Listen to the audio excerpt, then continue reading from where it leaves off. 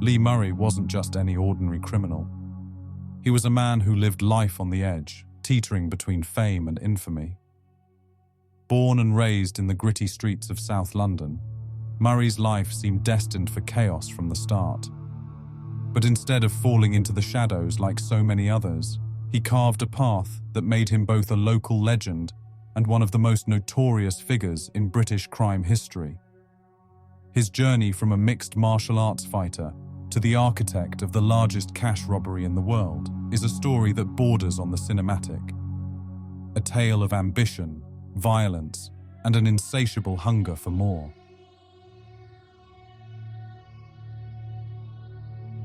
In the early 2000s, Lee Murray was known as a dangerous man, both in and out of the ring. Standing at 6 feet 3 inches tall, with a lean, muscular frame, Murray was a force to be reckoned with. His reputation in the world of mixed martial arts, MMA, was growing rapidly.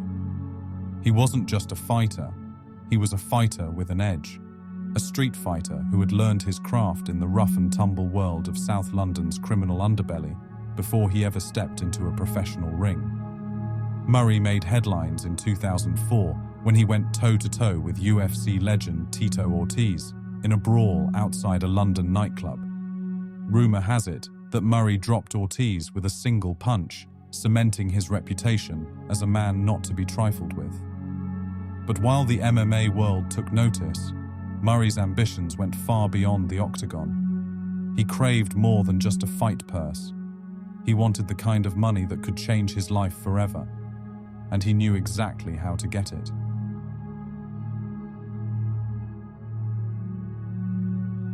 For someone like Lee Murray, the allure of a big score was too much to resist.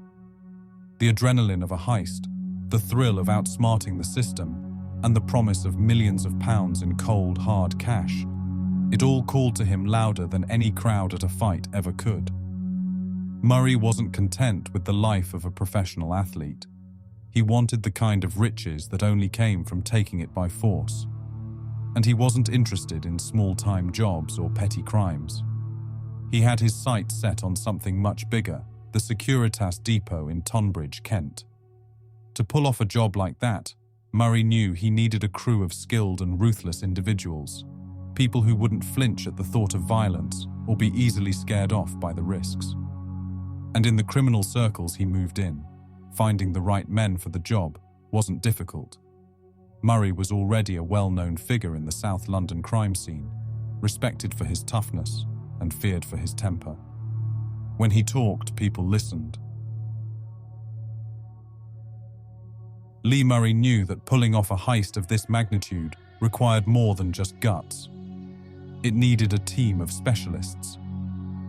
His first recruit was Paul Allen, a childhood friend and trusted partner in crime. Allen was instrumental in the planning and provided the muscle when needed. Next came Jetmir Buchpapa, an Albanian enforcer known for his intimidating presence and ruthless efficiency. What set Murray apart from other criminals was his vision. He didn't just want to rob a bank or a store. He wanted to pull off a heist so audacious that it would go down in history. The Securitas depot in Tonbridge was his perfect target. This wasn't just any cash depot, it was a fortress, holding millions of pounds in banknotes at any given time. It was supposed to be impenetrable, guarded by state-of-the-art security systems and a highly trained staff. But Murray saw vulnerabilities where others saw walls. Through careful planning and reconnaissance, Murray and his team gathered every detail they could about the depot. They learned the routines of the employees, the security protocols, and the layout of the building. They knew when the cash would be most vulnerable, and they developed a plan that left nothing to chance. Murray's brilliance wasn't just in the planning, it was in the psychology of the heist. He understood that fear could be as powerful a weapon as any gun. The plan involved kidnapping the depot's manager, Colin Dixon, and his family, using them as leverage to gain access to the vault. By the time the heist was ready to go, Lee Murray had everything he needed: a loyal crew, a foolproof plan, and the audacity to pull it off. But what made Murray truly dangerous was his belief that he could do it all and get away with it. In his mind, he was invincible, a man destined for greatness, even if that greatness came from the barrel of a gun. And as the night of the heist approached, Murray wasn't just planning a robbery, he was planning his legacy. The Securitas Depot heist wasn't just a crime. It was a masterpiece of criminal engineering, a blueprint for audacity that would leave even the most seasoned criminals in awe. And at the heart of it all was Lee Murray, the mastermind who turned an impossible idea into a reality. Planning a heist of this magnitude required more than just brute force. It demanded precision, intelligence, and nerves of steel. For Murray and his crew, every detail had to be flawless, every risk calculated, every player perfectly in place. The key to any successful heist is information, knowing your target inside and out, finding the cracks in the armor, and exploiting them to your advantage. For Murray, the Securitas Depot was more than just a heavily guarded cash fortress. It was a puzzle waiting to be solved. The depot held vast amounts of cash, more than 53 million on any given day, but it was also one of the most secure facilities in the UK. Breaking in required more than just a few guns and a fast car. It required knowledge. Murray's first step was securing inside information, and he did so with the finesse of a seasoned operator. He managed to gather crucial details about the depot's layout, security protocols, and employee routines. Through careful surveillance and informants on the inside, the crew learned when the cash deliveries arrived, how the security systems operated, and most importantly, who held the keys to the vault. This wasn't just reconnaissance, it was espionage, the kind of meticulous planning that separates the amateurs from the professionals. One of the most critical pieces of the puzzle was Colin Dixon, the depot's manager. Murray knew that Dixon held the key to accessing the millions stored within the depot's walls. But this wasn't just about getting Dixon to open a door. It was about making him do it willingly, without raising the alarm. For that, Murray and his team would need more than guns.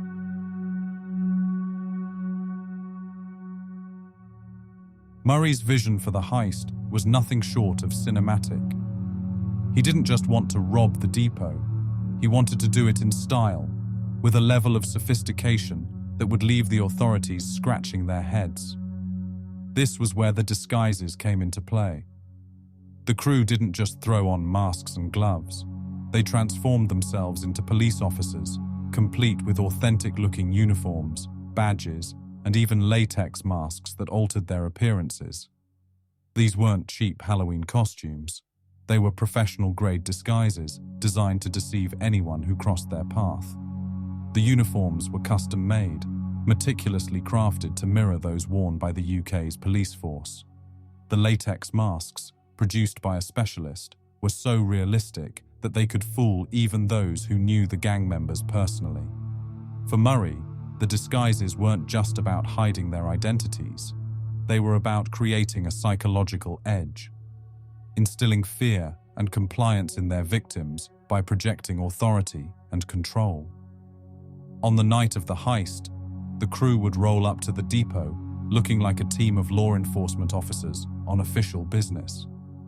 This wasn't just a clever ruse. It was a crucial part of the plan that would allow them to bypass security without firing a single shot. It was the kind of detail that turned a good heist into a great one, and Murray knew it.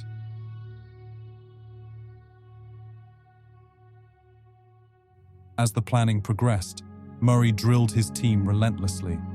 They rehearsed every step of the operation, refining the plan until it was second nature. Every man knew his role, every action was choreographed, every potential obstacle was accounted for. From the timing of the kidnapping to the precise route of the getaway, Murray left nothing to chance. The plan was audacious, but in Murray's eyes, it was also foolproof. But there was no denying the risks. The heist involved kidnapping, armed robbery, and the potential for deadly force.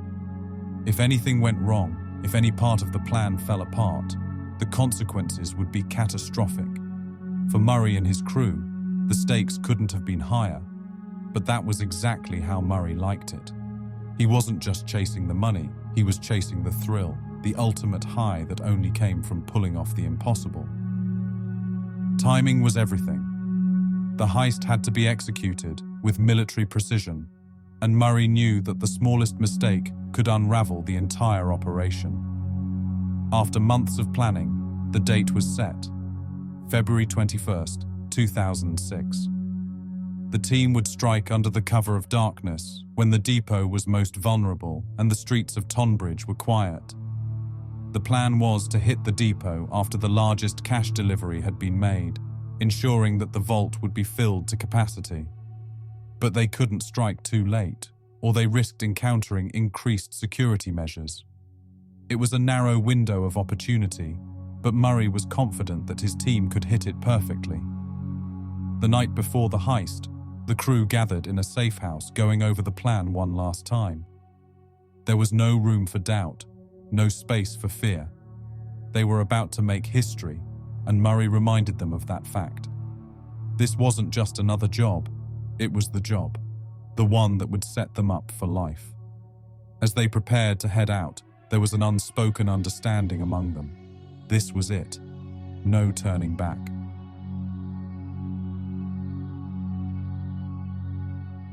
In the days leading up to the heist, Murray ensured that every detail was double-checked. Vehicles were prepared with false plates and hidden compartments. Weapons were cleaned and ready. The uniforms and disguises were packed and set for easy access. The safe house was stocked with provisions for a quick retreat if things went south. Every piece of equipment, every contingency, every last-second tweak was meticulously handled. But beyond the logistics, there was an emotional preparation too. Murray and his crew knew they were about to cross a line from which there would be no return. They had committed crimes before, but this was different. This was the big leagues. Yet instead of fear, there was excitement. The kind that only comes from staring down the biggest challenge of your life and knowing you're ready for it. As the clock ticked down to the moment of truth, Murray couldn't help but feel a surge of anticipation. They were about to make history, and he knew it. The plan was perfect, the crew was ready, and the stakes were sky high.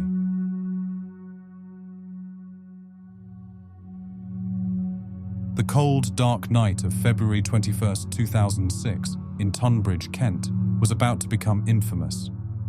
This was the moment they had planned for months. Every detail had been rehearsed, every risk calculated. Now, it was time to put their plan into action. The first step of the heist was the boldest, kidnapping Colin Dixon, the Securitas depot manager, and his family. To the crew, this was more than just a crime. It was psychological warfare, designed to break Dixon's will and ensure his complete cooperation. As Dixon drove home that evening, he had no idea that his every move was being tracked. Suddenly, flashing blue lights appeared in his rearview mirror. Believing he was being pulled over by the police, Dixon dutifully stopped his car on the side of the road. But these weren't law enforcement officers. They were Lee Murray's crew, clad in their meticulously crafted fake police uniforms. Dixon was ordered out of his car, and before he could even process what was happening, he was handcuffed and forced into the back of a van. The crew, moving with military precision, then drove to Dixon's home, where his wife and young son were held at gunpoint. The terror in Dixon's eyes was real. He had no choice but to follow their commands. As his family was bound and blindfolded, Dixon's fear turned to cold dread. The men holding him weren't amateurs, they were professionals, and they had everything planned down to the last detail. Dixon was helpless, completely under their control. With Dixon in tow, the crew made their way to the Securitas depot. The real danger lay ahead. This was where the heist could go wrong, where a single mistake could bring it all crashing down. But Murray's plan was flawless, and the crew was ready. Upon arriving at the depot, Dixon was instructed to act normally. His family's lives depended on it. The crew, dressed as police officers, maintained their charade as they entered the facility. They looked every bit the part, calm, authoritative, and in control. Dixon, still in shock, complied with their demands, leading them through the security doors and into the inner sanctum of the depot. Inside, the crew moved quickly, overpowering the employees and binding them with plastic ties. The staff, terrified and confused, could only watch as the gang took control of the facility. This was no smash-and-grab job. It was a meticulously orchestrated operation, executed with the precision of a military raid. The crew's discipline was remarkable. They communicated with hand signals, avoided unnecessary conversation, and worked like a well-oiled machine. Within minutes, they had secured the depot, locking down every possible exit and disabling the security systems. Once inside the depot's inner vaults, the true scale of the heist became clear. Stacked high were crates filled with cash, tens of millions of pounds, more money than most people could ever imagine. For a moment, even the hardened criminals were awestruck by the sheer volume of their potential loot. But there was no time for hesitation. The crew got to work, loading the money into waiting vehicles. This wasn't just about speed, it was about efficiency. Every movement was choreographed, every second counted. They had rehearsed this moment over and over again, and now, under the pressure of real time, they executed their plan with ruthless precision. Crate after crate of cash was wheeled out of the vault and into the vehicles. The sheer logistics of moving that much money were staggering, but Murray and his crew made it look easy. They worked in silence, each man knowing exactly what to do. The atmosphere was electric, charged with the tension of the moment and the adrenaline coursing through their veins. By the time they were done, the crew had loaded more than 53 million into their vehicles, an unimaginable fortune. This was the score they had dreamed of, the heist that would make them legends. But the job wasn't over yet. They still had to get away.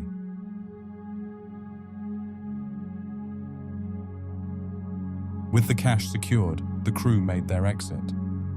They left the depot staff bound and gagged, but otherwise unharmed.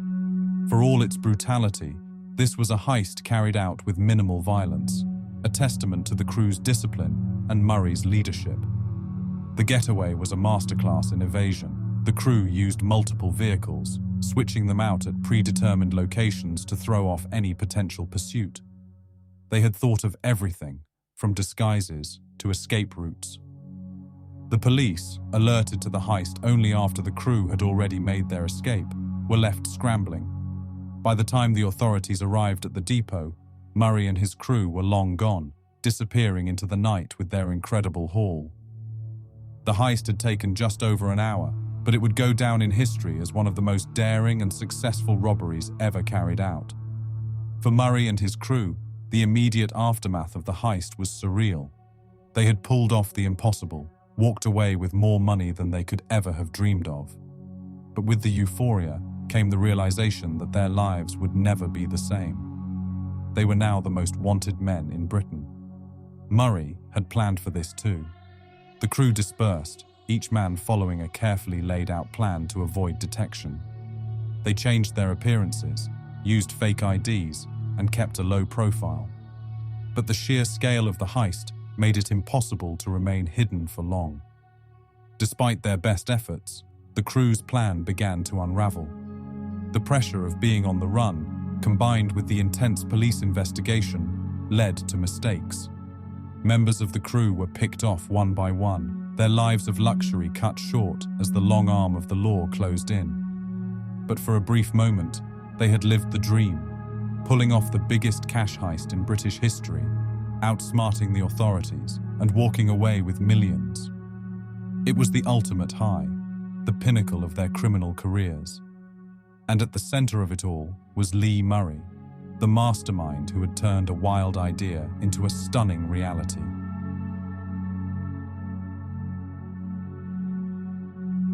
The morning after the heist, the Securitas depot was in chaos. 53 million had vanished overnight, and the Kent police were staring down the aftermath of one of the most audacious crimes in British history. The clock was ticking, and they knew they had to act fast. As news of the robbery spread, a nationwide manhunt was launched, bringing in some of the UK's most skilled investigators. The hunt for Lee Murray and his crew had begun. For Murray, the hours following the heist were filled with tension. Despite their careful planning, the enormity of what they had done weighed heavily on him and his team. They had pulled off the perfect crime, but now came the hardest part: staying free. Murray had planned for this, orchestrating multiple safe houses, burner phones, and carefully plotted escape routes. The crew scattered across the country, hoping to disappear into the shadows. But with every move they made, the net around them tightened. The first cracks in their plan began to show when police found one of the vehicles used in the heist. Abandoned and partially burned, it still held vital forensic evidence. This discovery was the breakthrough the police needed. Soon, surveillance footage, witness reports, and phone records began to paint a clearer picture of the gang's movements. The authorities were relentless, piecing together the puzzle bit by bit. As the investigation progressed, the pressure became too much for some members of the crew.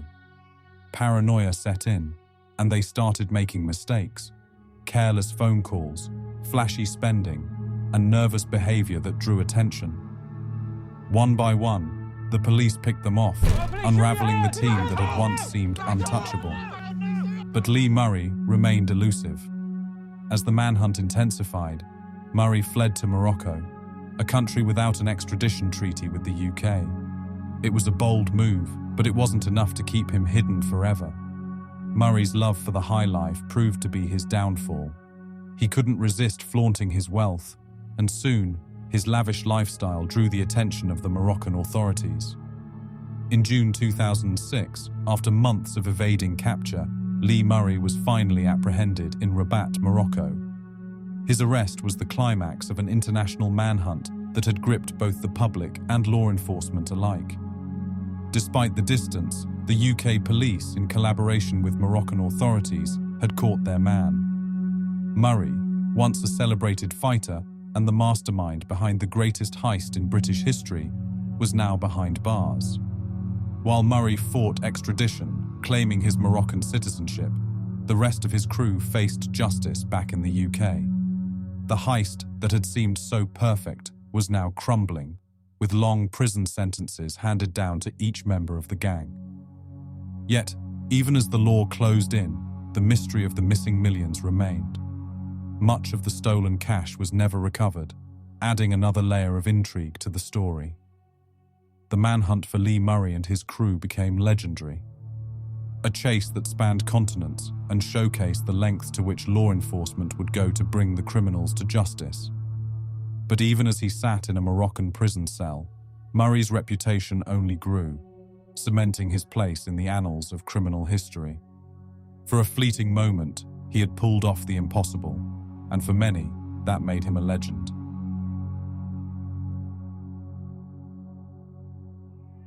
The trials of Lee Murray and his crew were nothing short of a media spectacle, captivating the public with the audacity of the crime and the larger-than-life personalities involved. The courtroom drama that unfolded was a fitting finale to a heist that had already become the stuff of legend. In the UK, the captured members of the crew faced justice first. Paul Allen and others were paraded before the courts. The evidence was overwhelming: surveillance footage, DNA, and testimony from those who had turned on their comrades. The jury needed little convincing. Sentences came down hard, with Allen receiving 18 years and others facing similarly lengthy prison terms. The message was clear: no matter how brilliant the crime, the consequences were inevitable. Meanwhile, in Morocco, Lee Murray's fate was being decided in a courtroom half a world away. Despite his best efforts to fight extradition, the Moroccan authorities had little sympathy for the notorious mastermind. In 2010, Murray was sentenced to 25 years in a Moroccan prison, a grim end for a man who once dreamed of untouchable riches. Even behind bars, his legend only grew as the press and public remained fascinated by his story. The trials closed a chapter on one of the most audacious heists in history, but the mystique of Lee Murray and the missing millions kept the tale alive. For many, the courtroom drama was just another twist in the story of a man who had dared to take on the world and almost won.